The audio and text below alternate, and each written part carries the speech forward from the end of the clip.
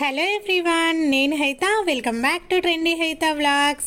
అందరూ ఎలా ఉన్నారండి? నేను చాలా బాగున్నాను. మీరు నాతో పాటు బాగుండాలని మనస్ఫూర్తిగా కోరుకుంటున్నాను. ఇవాల్టి వ్లాగ్ ఏంటంటే పూజా వ్లాగ్ అనమాట. ఇవాళ చాలా రోజుల నుంచి ఒక టాపిక్ అయితే మాట్లాడాలి అనుకుంటున్నాను. ఆ టాపిక్ కూడా ఈ వీడియోలోనే మాట్లాడతాను. మన ఛానల్ని మొదటిసారి చూస్తున్నా లేదా సబ్స్క్రైబ్ చేయకపోయినా ప్లీజ్ సబ్స్క్రైబ్ చేసుకొని మీ ఫ్రెండ్స్ అండ్ ఫ్యామిలీకి కూడా షేర్ చేయండి. ఇవాళ అయితే 7 శనివారాల వ్రతంలో 3వ వారం అయితే చేస్తున్నాను. నేను ఆల్రెడీ 5వ వారం అయితే చేయాల్సింది, ఎందుకంటే 2 వారాలు నేను చేయలేదన్నమాట. ఇలా పెళ్ళికి అని చెప్పేసి, ఒకరోజు పని అని చెప్పి ఇంకా చేయలేదు. అందుకని చెప్పేసి ఇవాళ అయితే 3వ వారం చేస్తున్నాను. నేను దేవుని పటాల కింద క్లాత్లు అయితే వేస్తానండి. ఒకటి రెడ్, ఒకటి ఎల్లో అయితే వేస్తాను. ఎందుకంటే చాలా అట్రాక్షన్గా ఉంటాయన్నమాట. అది కాక కూడా క్లాత్ మీద వేస్తే, వస్త్రం మీద వేస్తే చాలా మంచిదని చెప్పారు వేరే వాళ్ళైతే. నేను ఎప్పుడు కూడా అప్పుడప్పుడు పేపర్ వేస్తూ ఉంటాను. అలా పేపర్ వేసే కన్నా వస్త్రం వేస్తే చాలా మంచిదట. ఫస్ట్ అయితే అమ్మవారిని క్లీన్ చేసేసుకొని నీట్గా బొట్టు పెట్టేసి ఆ తర్వాత ముగ్గులు అయితే వేసుకుంటూ ఉంటాను. నేను ఎప్పుడు 7 శనివారాల వ్రతం చేయాలన్నా కూడా ఈవినింగ్ ప్రదోష సమయం ఉంటుంది కదా, ఆ సమయంలో అయితే చేసుకునేదాన్ని.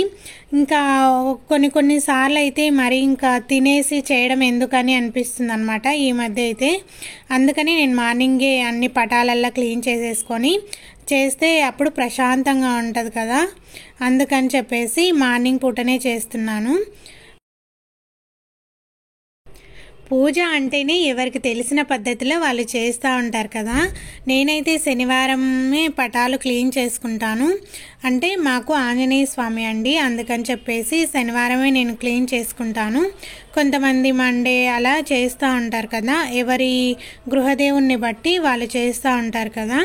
నేనైతే సాటర్డేనే క్లీన్ చేసుకుంటాను. తర్వాత అయితే ఈ సామాన్లన్నిటినీ కడిగేసి ఆ తర్వాత అయితే పటాలైతే క్లీన్ చేసుకుంటాను.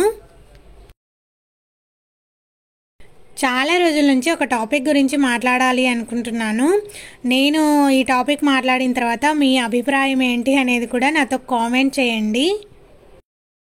ఈ మధ్య యూట్యూబ్ వచ్చిన తర్వాత ఎవరికి తెలిసిన పద్ధతిలో కాకుండా వాళ్ళు చెప్పిన పద్ధతిలో అయితే పూజలు చేస్తూ ఉన్నారు. ఫర్ ఎగ్జాంపుల్ ఏంటి అంటే అన్నపూర్ణాదేవిని కిచెన్లో పెట్టుకోవడం అనమాట. అంటే అన్నపూర్ణాదేవిని కిచెన్లో పెట్టుకోవడంలో తప్పు లేదండి. ఎంత పెద్ద ఇల్లు అయినా కూడా కిచెన్ విషయానికి వచ్చేసరికి కాస్త చిన్నగానే ఉంటుంది కదా. అయితే మనము అన్నపూర్ణాదేవిని పెట్టుకునే మూలన అయితే గ్యాస్ పైపే ఉంటుంది కదండి, అక్కడ దీపం పెడుతున్నారనమాట. ఎంత డేంజర్ అండి అసలు, దీపం పెట్టి గ్యాస్ పైపు దగ్గర అలా అగరబత్తులు వెలిగిస్తే. కానీ గాలిలో దీపం పెట్టి దేవుడా అంటే ఏమొస్తుంది? మనం పూజలు చేసేదే మన వాళ్ళు సుఖంగా ఉండాలని, మన కుటుంబం బాగుండాలని కదా. అలాంటప్పుడు మనం ఎన్ని జాగ్రత్తలు తీసుకోవాలి కిచెన్లో అయితే. మన పైప్ ఎంత బాగున్నా కానీ గ్యాస్ లీక్ అవ్వకపోయినా కూడా ఫస్ట్ స్టార్టింగ్లో పెడతాం కదా సిలిండర్ని, అప్పుడు లీక్ అవుతూ ఉంటుంది అనమాట. ఎందుకు అంటే నిండుగా ఉంటుంది కదా, కాస్త లీక్ అవుతూ ఉంటుంది. అలాంటి టైంలో మనం దీపం పెట్టి అది కూడా దగ్గరగా పెడితే చాలా ప్రమాదం కదండి. ఇవి కొంచెం చూసుకోండి కిచెన్లో అయితే. ఇంకా కొంతమంది ఏంటంటే అమ్మవారిని పక్కనే పెట్టేసింటారు కదా, నాన్ వెజ్ వండుతూ ఉంటారనమాట. అదేదో సామెత ఉంటుంది కదండి, పుణ్యానికి పోతే పాపం ఎదురైంది అన్నట్టు అలా ఉంటుంది అనమాట. అమ్మవారిని పక్కనే పెట్టేసుకొని నాన్ వెజ్ వండుకోవడం ఎందుకండి? అలా మీకు నాన్ వెజ్ తినాలని లేదా వండాలని అనిపించినప్పుడు దేవుడు గదిలో పెట్టేసుకోండి. ఈ మధ్య అంటే దేవుడి గది సపరేట్గా చేస్తున్నారు, కానీ ఒకప్పుడైతే కిచెన్లోనే దేవుడి గది ఉండేది. ఆ దేవుడి గదిలోనే అన్ని పూజలైతే చేసుకునే వాళ్ళం. ఈ టాపిక్ గురించి ఇంకా ఎక్కువగా మాట్లాడాలి అనుకోవట్లేదు నేను, ఎందుకంటే అర్థమైపోయి ఉంటుంది కదా అందరికీ కూడా. ఇంకా ఇవాళ శనివారం వ్రతం చేస్తున్నానని చెప్పాను కదా, ఇంకా అమ్మవారిని అయితే బయట క్లీన్ చేసి అమ్మవారికి ముగ్గు పెట్టేసి ఆ తర్వాత పసుపు కుంకుమలు పెట్టేసి ఇక్కడైతే దీపం వెలిగించి లోపలైతే చేసుకుంటాను నేను. శనివారం వ్రతం చేసేసరికి చాలా లేట్ అవుతుంది కదా, అష్టోత్తరాలు అవన్నీ కూడా చదువుకోవాలి. అందుకని చెప్పేసి ముందుగా అయితే తులసమ్మను క్లీన్ చేసేసుకొని ఇక్కడ దీపం పెట్టిన తర్వాతనే చేస్తానన్నమాట.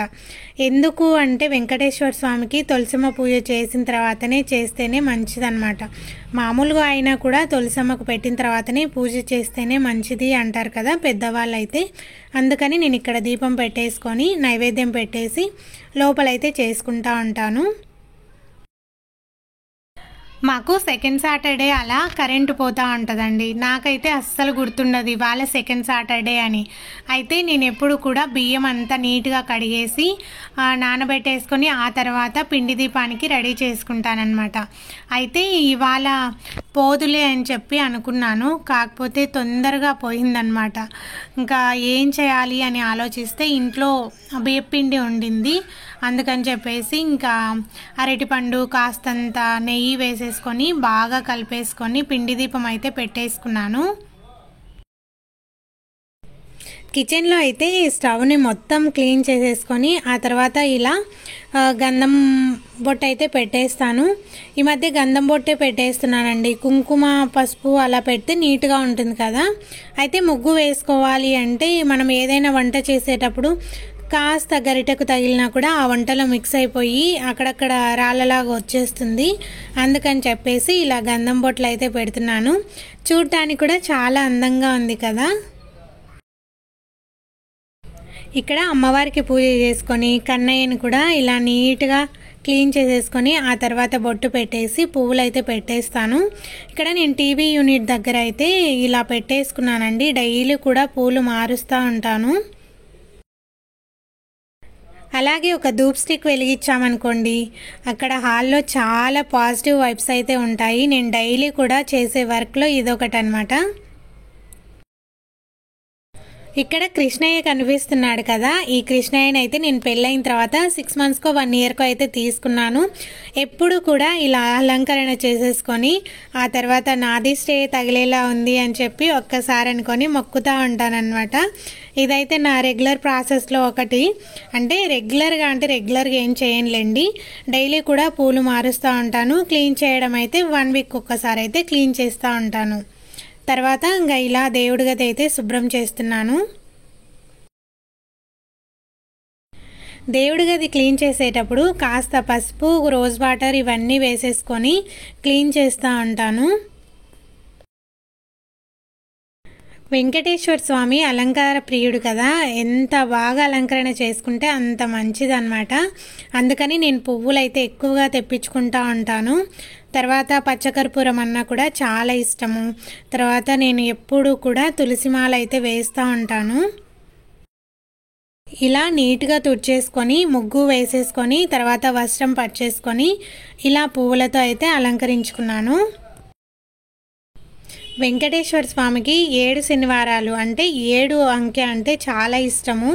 అందుకని 7 వారాలు చేసిన తర్వాత ఒకటి వడ్డీ విధంగా 8వ వారం కూడా చేయాలి అండి. నేనైతే ఒక దీపమే పెట్టేస్తాను, అందులో 7 ఒత్తులు వేసేసి పెట్టేస్తాను అనమాట.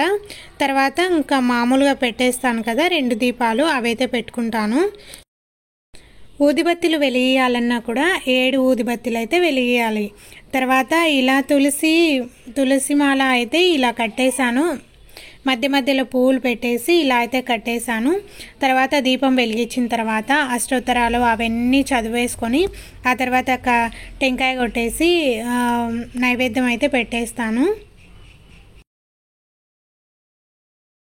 ఇవాళ నైవేద్యం అంటే నేను ఏమీ చేయలేదు, ఎందుకంటే పళ్ళు ఎక్కువగా ఉన్నాయని చెప్పి వాటన్నిటిని కూడా పెట్టానన్నమాట. ఇంకా ఒక్కొక్కసారి ఏంటంటే నల్ల నువ్వులు ఉంటాయి కదా, ఆ నల్ల నువ్వులని కాస్త బెల్లం వేసేసి కొంచెం యాలకుల పొడి లాంటిది వేసి మిక్సీ పట్టేస్తాను. కొంచెం ఉండలుగా చేసి పెడితే చాలా బాగుంటుంది, ఎందుకంటే శని బాధలు ఉన్నా కూడా తొలగుతాయన్నమాట. ఇవాళ పూజ అయితే చాలా ప్రశాంతంగా జరిగింది. చాలా బాగా చేసుకున్నాను. మనసు కూడా చాలా ప్రశాంతంగా ఉంటుంది నాకు ఈ పూజ చేస్తే. ఇంకా నేను ఏంటంటే ఈవినింగ్ కొండెక్కుతుంది కదా దీపము, అప్పుడు కూడా మళ్ళీ నూనె పోసేసి వత్తులు వేసి వెలిగిస్తానన్నమాట. తర్వాత నెక్స్ట్ డే తీసి గంగలో కానీ లేదా మీ దగ్గర కుండీలు ఏవైనా ఉంటాయి కదా అందులో వేసినా కూడా ఏమీ అవ్వదు. బాగా పొడిలాగా చేసి వేసుకోవాలండి. అందులో చీమలు ఉంటాయి కదా అవైతే తింటాయి అన్నమాట. నేనైతే అన్ని పువ్వులు అన్నీ కలిపి ఒక కవర్లో అయితే వేసి పెడతాను. ఇంకా ఎప్పుడైనా బయటికి వెళ్ళినప్పుడు అలా గంగలో అయితే కలుపుతానన్నమాట. పూజ అయిపోయేసరికి లేట్ అయింది కదా, ఇంకా టిఫిన్ చేసేసుకొని మిగతా పనులు అయితే చేసుకుంటాను.